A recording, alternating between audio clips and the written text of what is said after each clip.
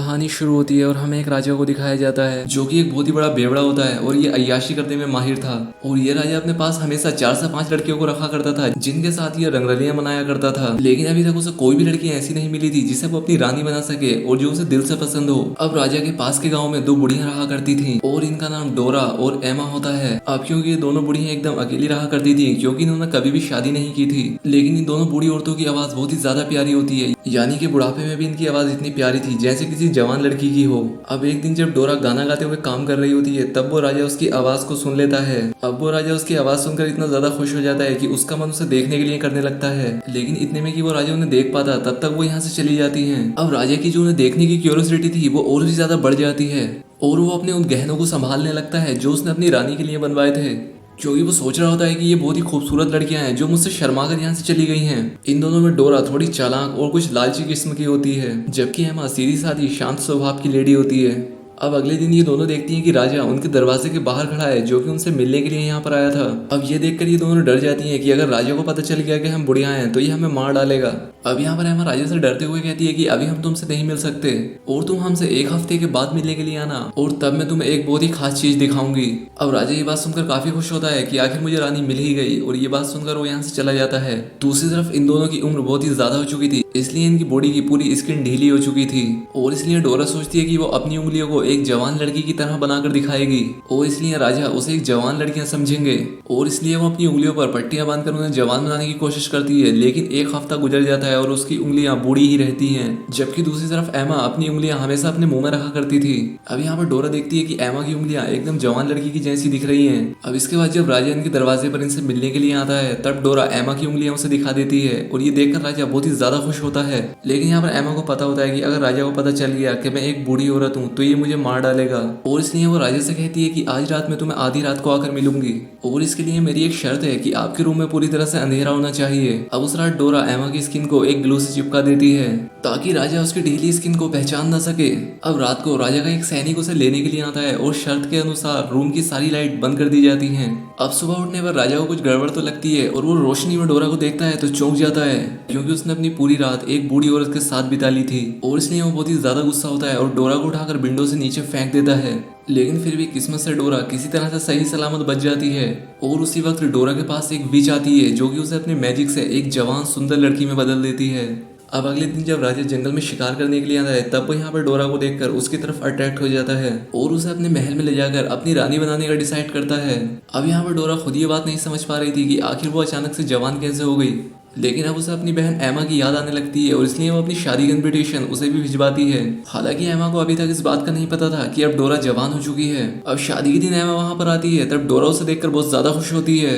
एमा डोरा से कहती है कि मुझे भी तुम्हारी इतना सुंदर बनना है। वो उससे पूछती है कि तुम सुंदर कैसे बनी। अब इस पर डोरा मजाक में उससे कहती है कि मैंने अपनी पुरानी बूढ़ी स्किन को उतार दिया, लेकिन एमा इस बात को सीरियसली ले लेती है।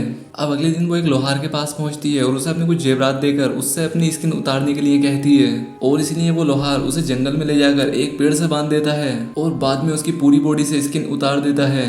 अब एमा बुरी तरह से दर्द से चिल्लाने लगती है और इसके बाद में वो मर जाती है।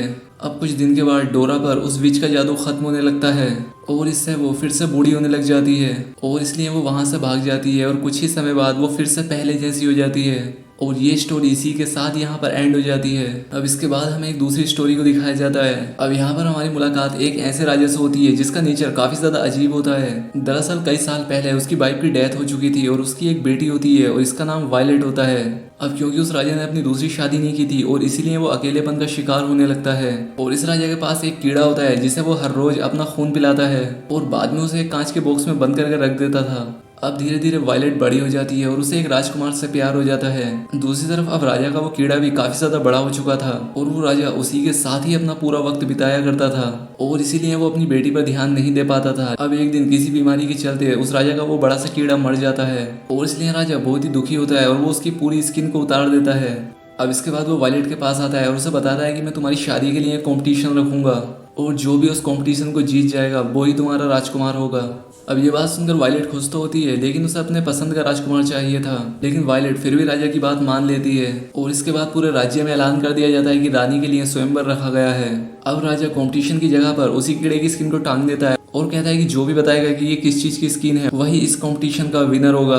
अब बहुत सारे लोग इस कंपटीशन में हिस्सा लेते हैं, लेकिन ये कोई भी नहीं बता पाता कि ये स्किन किस चीज की है, क्योंकि कोई भी कीड़ा इतना बड़ा नहीं होता है। और तभी यहाँ पर एक बदसूरत सा आदमी आता है जिसे कि राजा के सैनिक अंदर आने से रोकते हैं, लेकिन राजा के कहने पर उसे अंदर आने की इजाजत दे दी जाती है। और ये आदमी बस उस स्किन को सूंघ कर ही उस इंसेक्ट का सही नाम बता देता है। और ये सुनकर राजा और वायलेट दोनों ही चौंक जाते हैं। अब वायलेट वहां से भागती हुई महल के ऊपर चली जाती है और यहाँ पे सुसाइड करने की कोशिश करती है। अब राजा यहाँ पर आता है और उससे कहता है कि मैं अपनी जवान से नहीं पलट सकता और इसलिए तुम्हें इस आदमी के साथ जाना ही होगा। अब इसके बाद वो आदमी वायलेट को अपने साथ लेकर यहाँ से चला जाता है और सीधा एक पहाड़ पर पहुंचता है। अब कुछ दिन तक वायलेट वहां पर बैठकर रोने लगती है और एक दिन जब वो आदमी हंटिंग करने के लिए जाता है तब वायलेट मौका पाते ही वहां से ऊपर जाने लगती है और वो यहाँ पर देखती है कि उसके सामने की पहाड़ी पर एक ओल्ड लेडी है। वायलेट उसे बताती है कि मैं एक राजकुमारी हूँ और मुझे यहाँ पर एक आदमी ने कैद कर रखा है। तो उस लेडी का बेटा एक रस्सी के सहारे वायलेट को पहाड़ी की दूसरी तरफ ले जाने लगता है, लेकिन तभी वहां पर वो आदमी पहुंच जाता है और रस्सी से लटक कर उनकी तरफ जाने लगता है। अभी लोग रस्सी तो काट देते हैं, लेकिन तब तक वो आदमी भी वहां पर पहुंच जाता है और वो उन सभी पर हमला करके उन्हें मार डालता है। लेकिन तभी वायलेट उसे गले लगाती है जिससे कि उसका गुस्सा शांत हो जाता है। इसके बाद वो वायलेट से अपनी पीठ पर बैठने के लिए कहता है और वो यहाँ पर चालाकी से उसका गला काटकर उसे मार डालती है और बाद में उसका कटा हुआ सर लेकर वापस राजा के पास आती है। लेकिन तब तक राजा बहुत ही ज्यादा बीमार हो चुका था और बाद में उसकी डेथ हो जाती है और इसलिए अब वायलेट ही राज्य की नई महारानी बन जाती है और ये कहानी यहीं पर खत्म हो जाती है। अब मूवी में तीसरी कहानी शुरू होती है और हमें किंगडम को दिखाया जाता है और उस किंगडम का जो राजा होता है वो अपनी रानी से बहुत ज्यादा प्यार किया करता था और उसे हमेशा खुश रखने की कोशिश किया करता था। लेकिन अब क्योंकि वो रानी कभी मां नहीं बन सकती थी इसलिए वो हमेशा दुखी रहा करती थी। अब क्योंकि राजा ने बहुत से अच्छे डॉक्टरों से इस रानी का इलाज करा रखा होता है, लेकिन उनमें से किसी को भी समझ नहीं आता कि आखिर रानी माँ क्यों नहीं बनी। अब एक दिन राजा अपने महल में कुछ कलाकारों को बुलाता है ताकि वो अपना कमाल दिखाकर रानी को खुश कर सके, लेकिन उन सभी कलाकारों में से एक लेडी प्रेग्नेंट होती है और ये देखकर रानी को और भी ज्यादा दुख होता है और वो गुस्से में यहाँ से उठकर चली जाती है। अब इसके बाद रानी अपने रूम में पहुंच जाती है और यहाँ पर पहुंचकर ये काफी ज्यादा तोड़फोड़ कर देती है। अब इसके बाद राजा अपनी रानी के पास आता है और इससे कहता है कि तुम चिंता मत करो, मैं तुम्हारे लिए कुछ भी करने के लिए तैयार हूँ। अब उस रात राजा से मिलने के लिए एक पतला सा बूढ़ा आदमी आता है और वो उससे कहता है कि तुम चिंता मत करो, मैं तुम्हारी इस बीमारी का इलाज कर सकता हूँ। इस पर राजा इससे कहता है कि तुमसे पहले भी मेरे पास बहुत सारे लोग आए हैं और उन्होंने भी कहा है कि हम तुम्हारी रानी का इलाज कर सकते हैं, लेकिन उनमें से किसी से भी कुछ नहीं हो पाया और तुम इतने विश्वास के साथ कैसे कह सकते हो कि तुम मेरी रानी को ठीक कर दोगे। जिस पर वो बूढ़ा आदमी राजा से कहता है कि मैं ये बिल्कुल कर सकता हूँ, लेकिन तुम्हें मुझे ये बताना होगा कि तुम बच्चा पाने के लिए किस हद तक जा सकते हो। जिस पर राजा इससे कहता है कि इसके लिए तो मैं कुछ भी कर सकता हूँ। इस पर वो बूढ़ा आदमी राजा से कहता है कि एक नेचुरल बैलेंस की तरह काम करती है कि अगर तुम्हें एक जिंदगी चाहिए तो दूसरी जिंदगी बर्बाद करनी होगी, यानी कि उसे मिटाना होगा। अब ये बात सुनकर राजा और रानी तैयार हो जाते हैं। अब यहाँ पर वो बूढ़ा राजा से कहता है कि तुम्हें सबसे पहले एक सी क्रीचर का शिकार करना होगा और उसके दिल को निकालकर एक ऐसी औरत से पकवाना होगा जो कि अभी तक वर्जिन होगी, यानी कि अभी तक उस लड़की पे किसी भी मर्द का हाथ ना पड़ा हो, और बाद में उस लड़की के द्वारा पकाया गया वो दिल इस रानी को खिलाना पड़ेगा जिससे ये प्रेग्नेंट हो जाएगी। अब ये बात सुनकर राजा और रानी को थोड़ा अजीब तो लगता है, लेकिन उन्हें हर हालत में बच्चा चाहिए था और इसलिए राजा अपने कुछ सैनिकों को साथ लेकर उस सी क्रीचर को मारने के लिए निकल पड़ता है। जहाँ पर इन लोगों को समुद्र के नीचे जाने पर वो क्रीचर मिल जाता है जो कि साइज में काफी बड़ा था। अब राजा खुद उस क्रीचर को मारने के लिए जाता है और जब वो सो रहा होता है तब उस पर हमला करता है।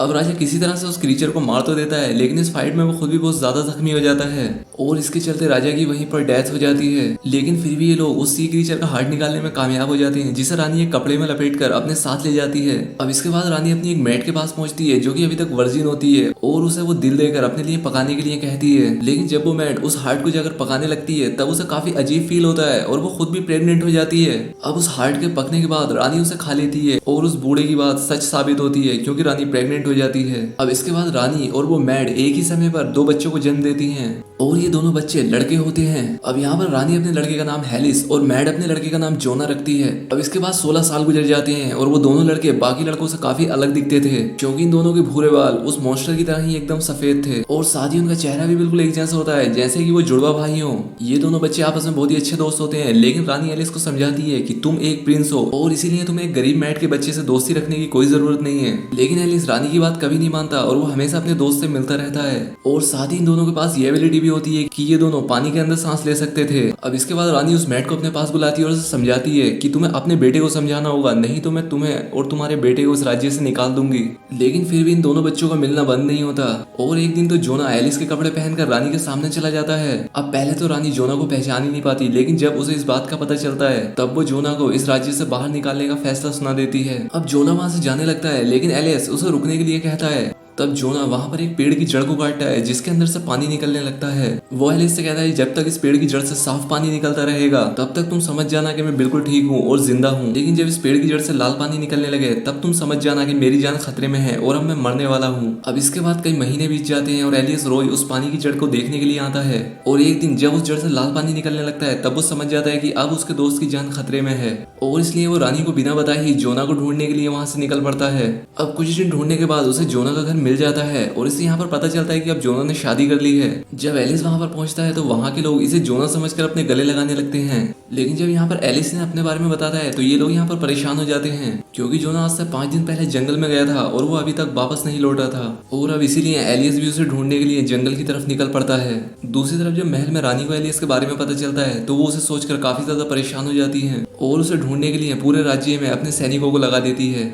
जब रानी को अपना बेटा एलिस नहीं मिलता तब वो उसी बूढ़े आदमी के पास पहुंचती है जिस पर वो बूढ़ा आदमी कहता है कि तुम्हें अपने बेटे को अगर फिर से पाना है तो तुम्हें जान के बदले जान लेनी होगी। दूसरी तरफ जोना पर एक मॉन्स्टर अटैक कर देता है जो कि उसे मारने की कोशिश कर रहा था। अब जोना की चीख सुनकर एलिस यहाँ पर पहुंच जाता है और वो उस मॉन्स्टर को भी मार देता है, लेकिन यहाँ पर बाद में उसे पता चलता है कि वो मॉन्स्टर और कोई नहीं बल्कि उसकी माँ थी और उस बूढ़े के अकॉर्डिंग जान के बदले जान से जोना और एलिस जिंदा बच जाते हैं। अब इसके बाद एलिस अपने किंगडम का नया राजा बन जाता है और अब इसी के साथ ही मूवी यहाँ पर एंड हो जाती है। दोस्तों अगर वीडियो अच्छी लगी तो चैनल को सब्सक्राइब और वीडियो को लाइक जरूर करें। तो आज के लिए बस इतना ही, मिलते हैं हमारी नेक्स्ट वीडियो में।